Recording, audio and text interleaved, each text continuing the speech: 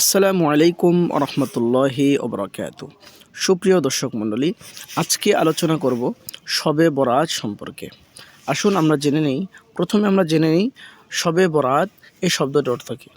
এই শব্দটির অর্থ হলো সব মানে রাত, বরাত মানে কর্তন করা অর্থাৎ কাটা। অর্থাৎ আল্লাহ রাব্বুল আলামিন এই রাতে বান্দাদের গুনাহকে কেটে ফেলে কর্তন করে, যার কারণে শবে বরাত বলা হয়। এই রাত সেই জন্য আরবিতে বলা হয় লাইলাতুল বরাত।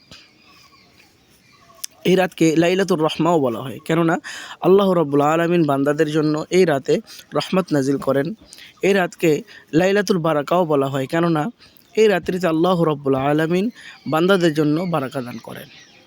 আল্লাহ রাব্বুল আলামিন এই রাত্রিতে সমস্ত বান্দাদেরকে মাফ করে দেন দুই শ্রেণীর মানুষ ব্যতীত।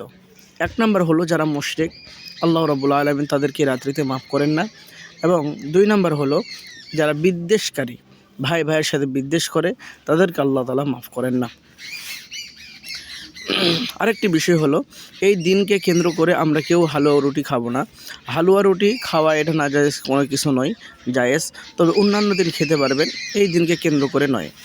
আরেকটি কথা হলো আমরা অনেকেই মনে করি যে এই রাত্রিতে গোসল করে যেতে হবে, গোসল করার আলাদা ফজিলত রয়েছে।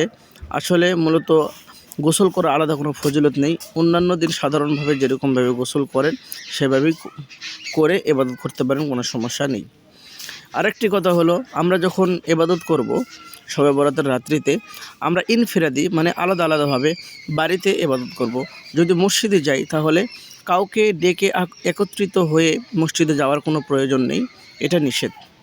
যদি আপনার দেখে যদি অন্য কেউ আসে অথবা সবাই একা একা আস্তে আস্তে এক জায়গায় একত্রিত হয়েছেন, সে ভিন্ন কথা, কিন্তু কেউ কাউকে